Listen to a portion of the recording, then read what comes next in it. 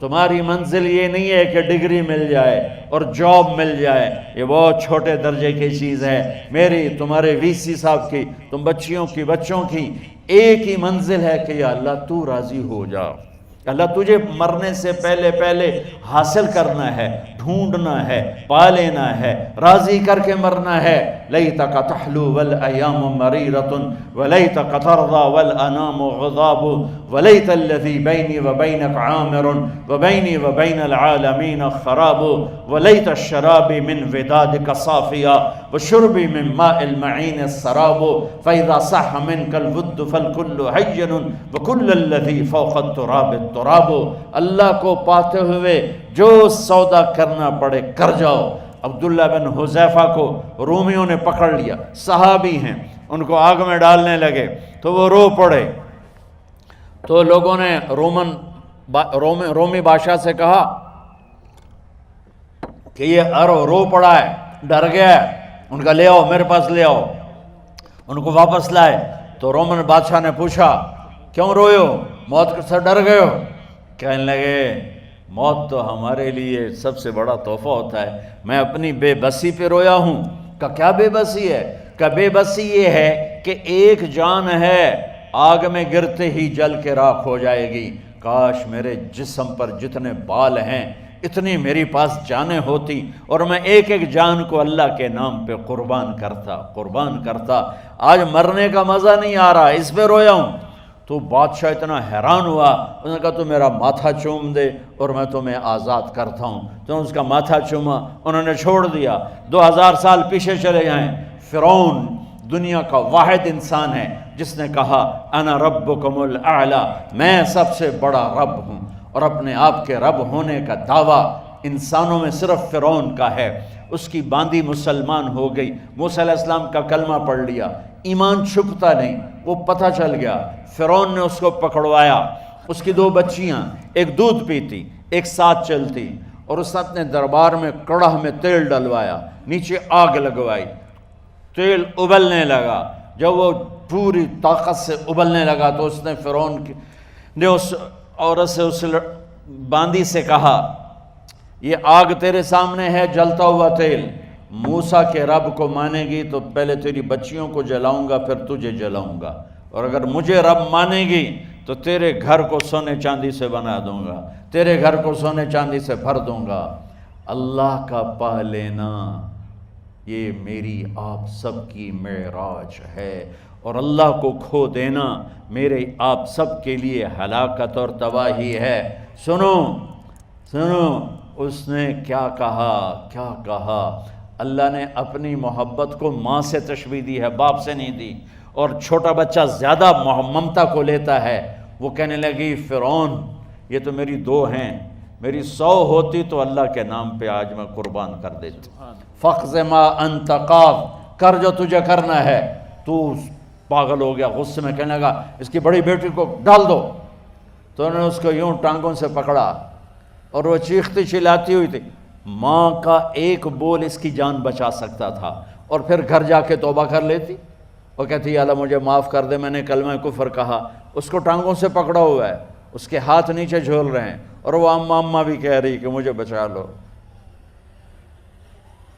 ماں نے اپنی آنکھوں سے بچی کو تیل میں یوں ڈوبتے دیکھا، اور پھر وہ ابھری جیسے مچھلی تلنے کے لیے، جیسے مچھلی تلی جاتی تو باہر آ جاتی، اوپر آ جاتی، تو وہ ایسے بلبلے اٹھ رہے تھے۔ وہ ایک ہی لمحے میں اس کی تو جان گئی، ایک آنسو کا قطرہ اس نے نہیں نکلنے دیا اپنی آنکھوں سے، اور اپنے دل کو جب مضبوط کیا تو میرے رب کی غیرت، میرے رب کی رحمت محبت حرکت میں آئی۔ اللہ نے ماں کی آنکھوں سے پردہ ہٹا دیا، اور ماں نے اپنی بیٹی کی روح کو نکلتے دیکھا، اور وہ کہہ رہی ہے اصبری یا فَإِنَّ لَكِ مِنَ الْأَجْرِ كَذَا وَكَذَا۔ ماں جی ڈرنا نہیں، صبر کرو، جنت تیار ہے، جنت تیار ہے۔ اور شروع معصوم بچی کو تو پتہ بھی نہیں تھا کہ کیا ہونے والا ہے، اس کو پکڑ کے یوں ڈالا، اس کی تو آہ بھی نہ نکلی، اور وہ مچھلی کی طرح تلی گئی۔ اب پھر ماں کا کلیجہ پھٹا، اللہ نے پھر آنکھوں سے پردہ ہٹایا، اور انہیں اپنی بچی کی روح کو نکلتے دیکھا، اور وہ کہہ رہی ہے اسبری یا فإن لک من الاجر کذا و کذا، ماں جی تھوڑی دیر کا صبر، جنت تیار ہے، جنت تیار ہے، جنت تیار ہے۔ اللہ کو پایا سب کچھ پایا، اللہ کو کھو دیا سب کچھ کھو دیا۔ جب اس کو پکڑ کے لے جانے لگے، اس نے فرعون کو دیکھا، فرعون اس کی آنکھوں میں آنکھیں نہیں ڈال سکا، نظریں نیچے ہوں گی اس کی۔ کہنے لگی میری ایک بات مانو گے، میری ایک خواہش پوری کرو گے؟ فرعون نے پوچھا کیا؟ کہ جب میں بھی جل جاؤں تو میری اور میری بچیوں کی ہڈیوں کو اکٹھے دفن کرنا، باہر پھینک نہ دینا، دفنا دینا۔ فرعون نے کہا تمہاری یہ خواہش پوری کی جائے۔ انہوں نے کہا پیچھے ہٹ جاؤ، میں نے اللہ کو جان دینی ہے، مجھے دھکا دینے کی ضرورت نہیں ہے، میں اپنے اللہ سے ملنے جا رہی ہوں۔ سبحان اللہ، جب اللہ مطلوب ہوتا ہے تو موت محبوب بن جاتی، جب اللہ کی نافرمانی ہوتی ہے تو موت سے نفرت ہو جاتی ہے، مرنا عذاب نظر آتا ہے۔ وہ چھلانگ مار گئی، اللہ اکبر کا نعرہ لگاتی ہوئی، ہڈیاں ادھڑ گئیں، گوشت ادھڑ گیا، ہڈیاں باقی رہ گئیں۔ فرعون نے کہا ایک ہی جگہ ڈال دو، سب کو دفن کر دو۔ دفن 2000 سال کے بعد، بچوں بچیوں 2000 سال کے بعد، موسیٰ علیہ السلام کے 2000 سال کے بعد جناب رسول اللہ صلی اللہ علیہ وسلم دنیا میں تشریف لائے۔ 40 سال کی عمر میں نبوت ملی، 50 سال کی عمر میں معراج ہوا، 2050 سال کے بعد میرے نبی کی سواری بیت المقدس جا رہی ہے، اور بیت المقدس پر جب وہ اوپر پہنچے ہیں تو مصر وہاں سے قریب ہو جاتا ہے۔ جب وہ اترنے لگے تو میرے نبی نے کہا جبریل جنت کی خوشبو آ رہی ہے، جبریل جنت کی خوشبو آ رہی ہے۔ کہاں سے آ رہی ہے؟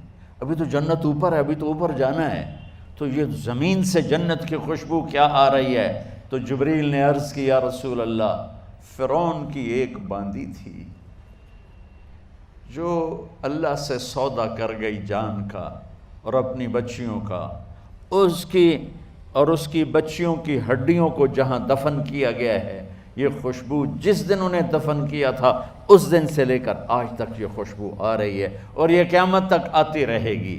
اللہ اپنے نام پہ قربان ہونے والوں کی یوں قیمت لگاتا ہے، پہلے اپنی منزل طے کرو، پہلے اپنی منزل طے کرو، پہلے اپنی منزل طے کرو کہ مجھے اپنی زندگی کی سے لینا کیا ہے، مجھے اللہ کو پانا ہے، مجھے اللہ کو پانا ہے۔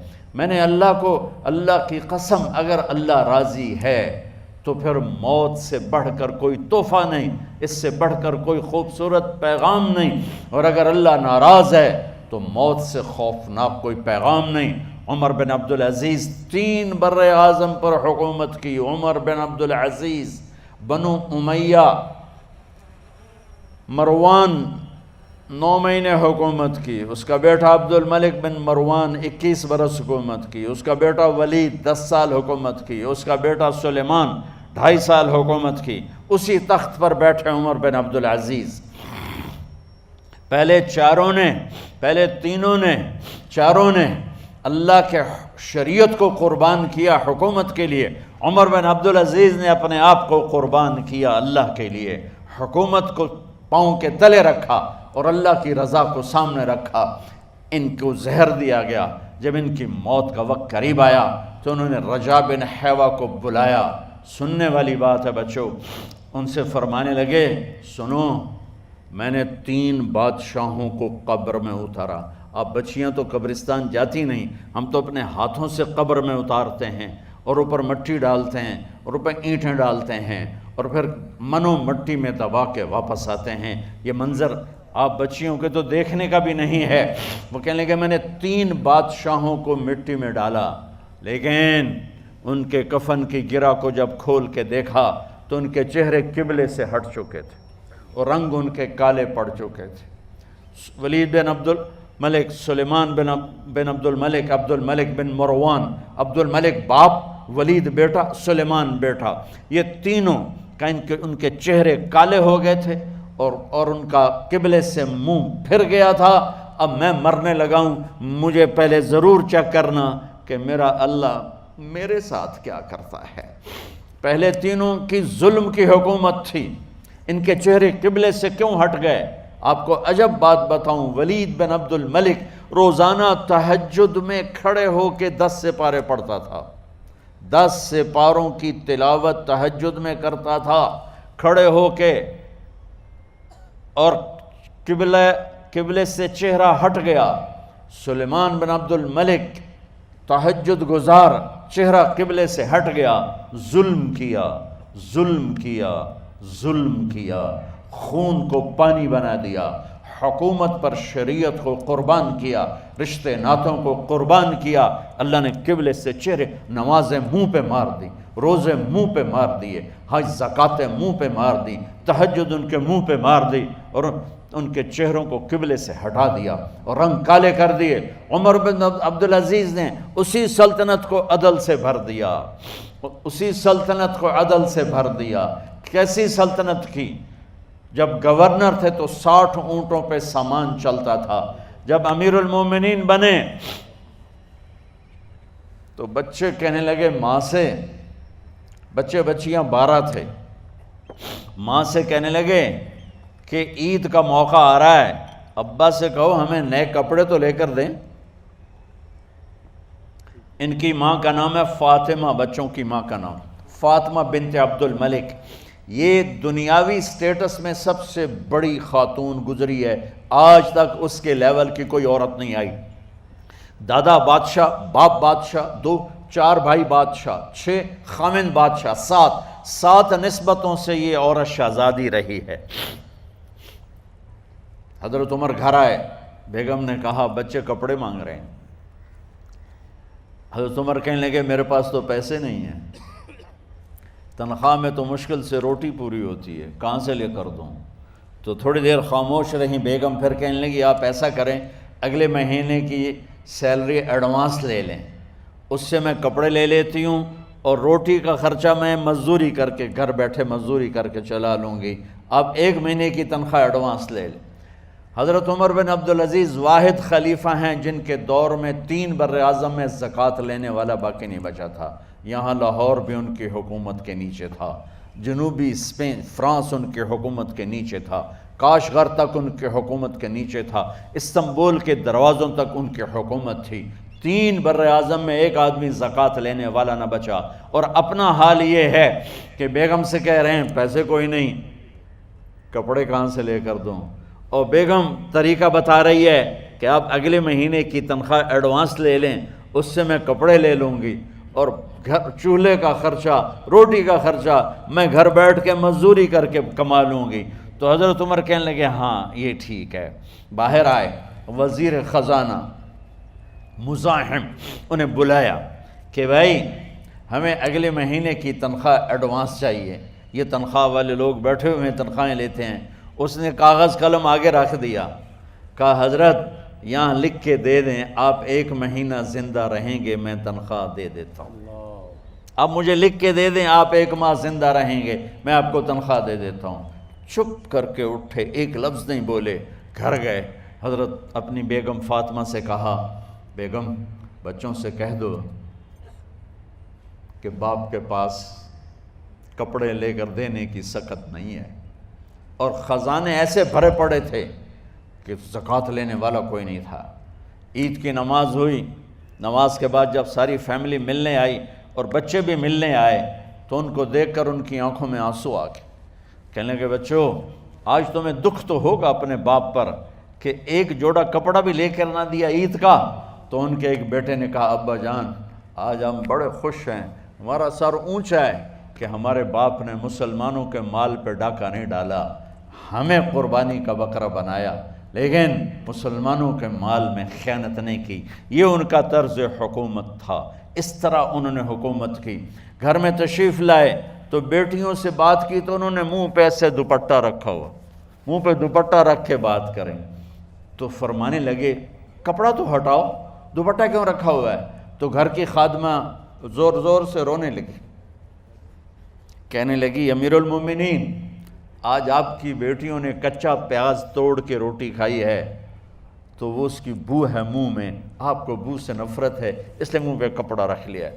تو حضرت عمر اتنا روئے کہ ان کی داڑھی تر ہو گئی۔ کہنے لگے آخر میں جب تھوڑا آسرے میں آئے، کہا میری بیٹیوں تمہارا باپ تمہیں بڑے اچھے کھانے کھلا سکتا ہے لیکن میں جہنم کو برداشت نہیں کر سکتا، میں جہنم کی آگ برداشت نہیں کر سکتا۔ اب مرنے کا وقت آ گیا۔